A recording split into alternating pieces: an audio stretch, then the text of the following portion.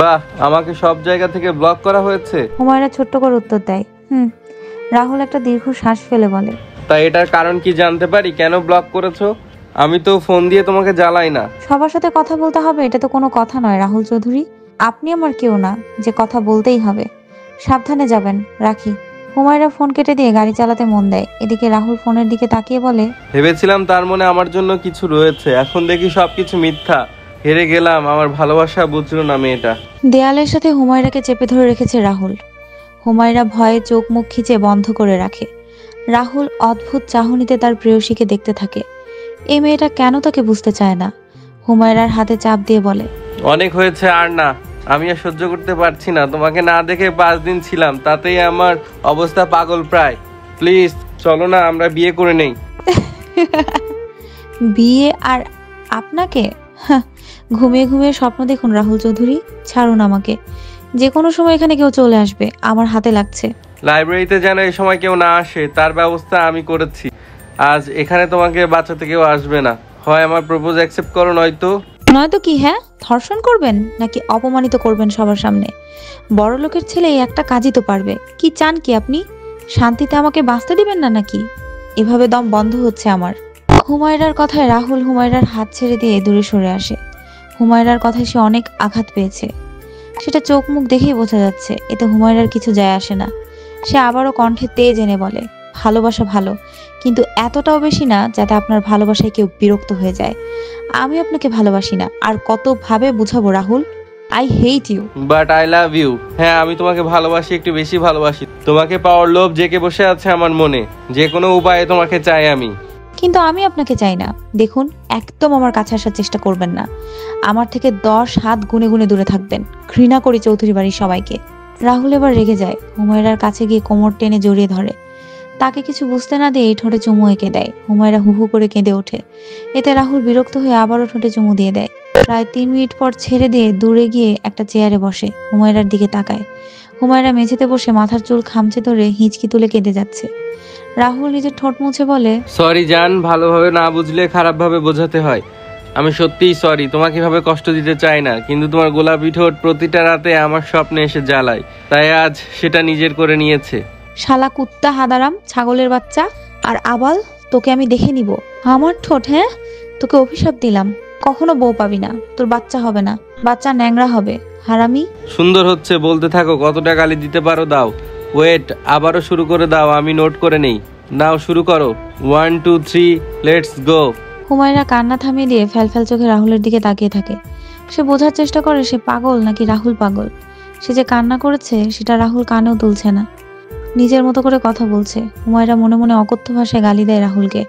নিছকই ভদ্র মেয়ে দেখে মুখের উপর কথা বলতে পারছে না। হুমায়রাকে চুপ থাকতে দেখে রাহুল বলে, এই চুপ আছো কেন? কথা বলো। আমি কিছু মনে করব না, সত্যি। আমি যে অন্যায় করেছি তার জন্য এই গালি কম হচ্ছে। তোমার গালি শুনতেও ভালো লাগছে, আরো গালি দাও।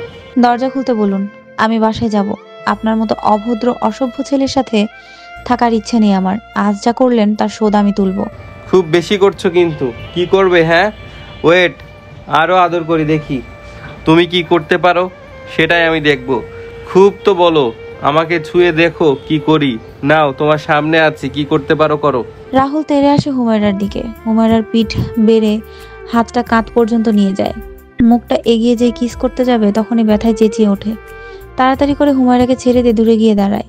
ছলছল চোখ নিয়ে হুমায়রার দিকে তাকায়। হুমায়রার হাতে ছোট একটা চাকু, সেটা দিয়ে তার বাহুতে আঘাত করেছে। হুমায়রা দাঁতে দাঁত চেপে বলে, তখন কিছু বলি নাই, তার মানে এই না যে এখন কিছু বলবো না। আমাকে সহজ সরল মেয়ে মনে করে ভুল করেছেন রাহুল চৌধুরী। আমাকে চিনতে হলে অনেক সাধনার দরকার। আপনার মতো কম বুদ্ধির মানুষ আমাকে বুঝবে না। এবার থেকে দেখে শুনে লাগতে আসবেন, কেমন? বাই। লাইব্রেরির দরজা খুলে রাহুলের বন্ধুরা প্রবেশ করে। রাহুলকে রক্তাক্ত অবস্থায় দেখে অস্থির হয়ে ওঠে। হুমায়রা চাকুটা প্যান্টের পকেটে রেখে সেখান থেকে বেরিয়ে যায়। ক্যালেন্ডারের একটা একটা করে পাতা উল্টাতে উল্টাতে 6টা পাতা উল্টানো হয়ে গিয়েছে। এর মাঝে কেটে গিয়েছে 6টা মাস।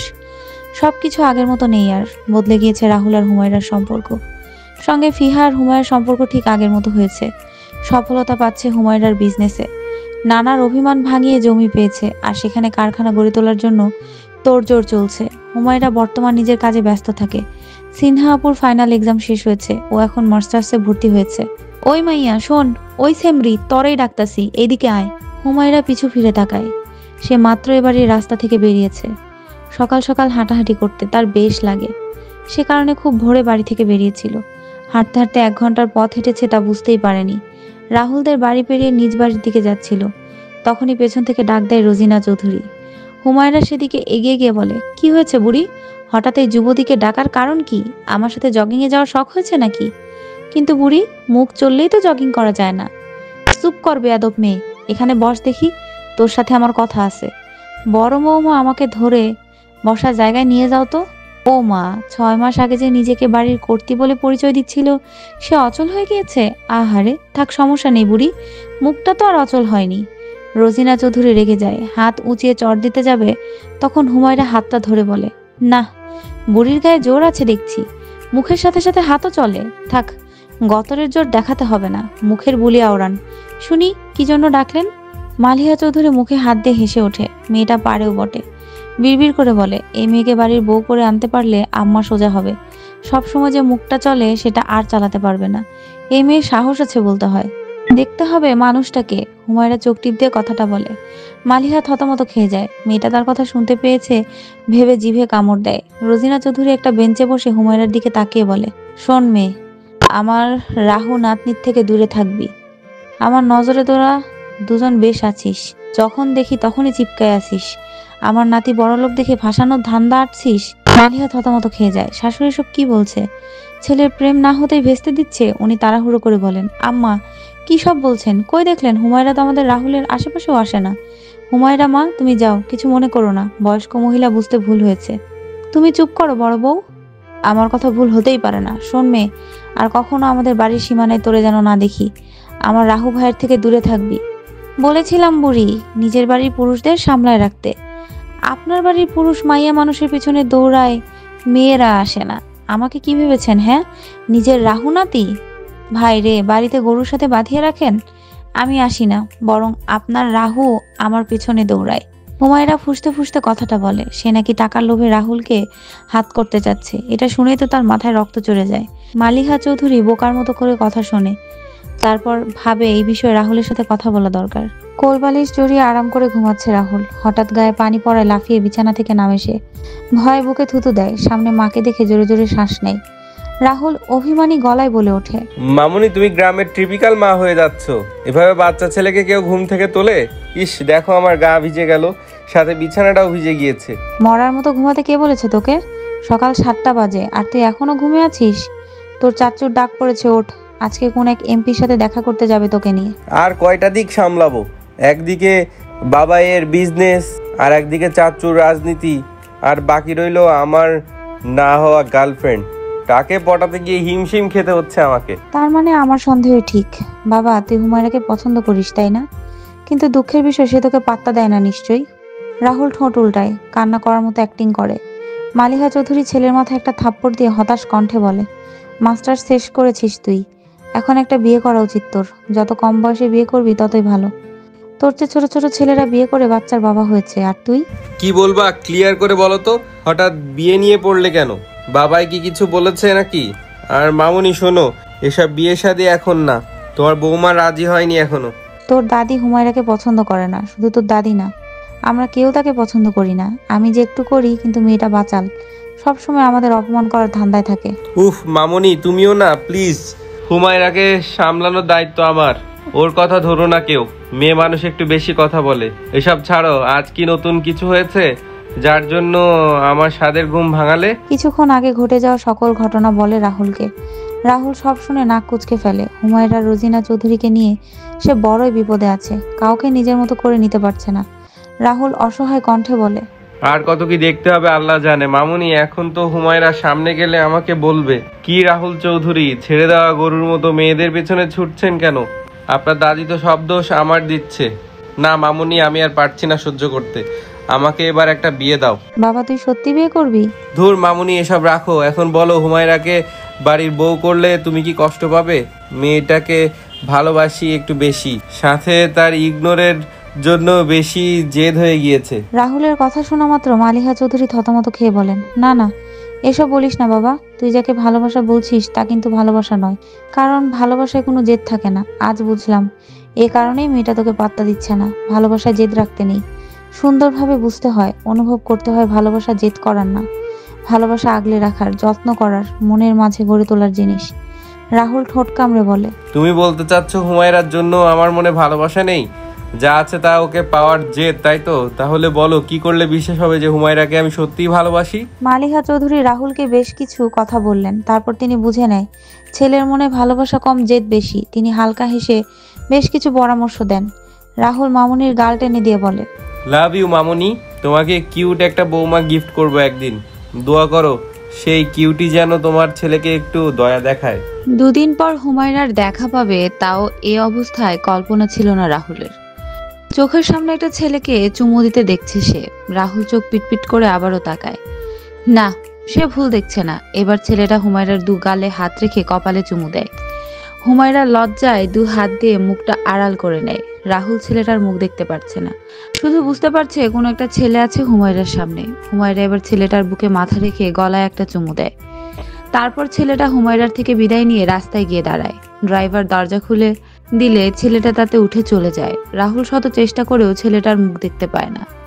হুমায়রা নিজের ঠোঁটে লিপস্টিক মুছতে মুছতে রাস্তার দিকে এগিয়ে যাচ্ছিল। রাহুলকে দেখে চমকে যাওয়ার মতো করে বলে, "আ- আপনি আপনি এখানে কি করছেন ভাইয়া?"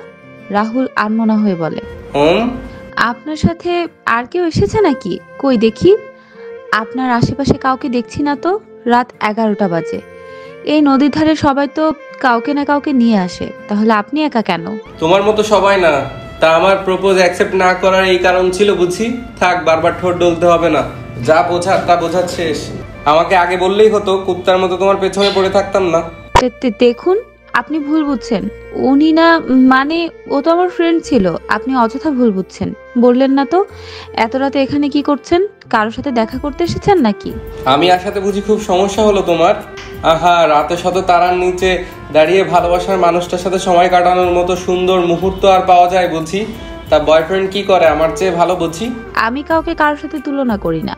তবে এটা বলতে পারি, একটু আগে আমার সাথে যে ছিল সে আপনি কেন আমার চেয়েও সুন্দর। তাকে দেখলে নিজেকে পাগল পাগল মনে হয়, হিংসে হয় কেন এত সুন্দর সে। তাহলে সুন্দরের প্রেমে পড়েছো? বাহ, ভালো তো। সব মেয়েরাই খারাপ। এত বছর থেকে ভালোবেসে আসছি, পাত্তা পেলাম না। আর কোন শালায় মাঝখানে আসলো তা বুঝতেও পারলাম না। আই যে কপাল আমার, এই কপাল রাখার থেকে বিক্রি করা ভালো। এত এত মেয়েদের টেস্ট করতে গিয়েছিলেন কেন? মানে? এই যে আপনি বললেন সব মেয়েরা এক, তো সব মেয়ের কাছে গিয়েছিলেন কেন? এক মেয়েতে আসক্ত থাকলেই পারতেন। হুম। রাহুল রেগে যায়। রাগ করার কারণে কপালে রগ ফুলে উঠেছে তার। রেগে হাত মুষ্টি করে নিয়েছে ইতিমধ্যে। হুমায়রা রাহুলের দিকে মায়া ভরা দৃষ্টিতে তাকায়। তাতেই রাহুল কেঁপে উঠে ধমক দিয়ে বলে, এই চোখ নামা বলছি, তাকাবি না একদম আমার দিকে। এই মায়া দিয়েই তো আমাকে পাগল করেছিস। আর কি চাস তুই? এই মায়া আমাকে দেখাতে আসবি না। দূরে যা আমার থেকে, দূরে যা। হুমায়রা ভয় পেয়ে কেঁদে দেয়। আশেপাশে মানুষ তার দিকে তাকায় অবাক হয়ে।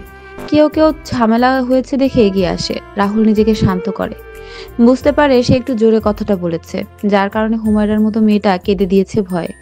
রাহুল ফোনটা বের করে একজনের কাছে ফোন দেয়। কিছুক্ষণের মধ্যে সেখানে একটা গাড়ি আসে। রাহুল হুমায়রাকে পাজরকোলা করে কোলে তুলে নেয়। হুমায়রা তখনও কেঁদেই যাচ্ছিল।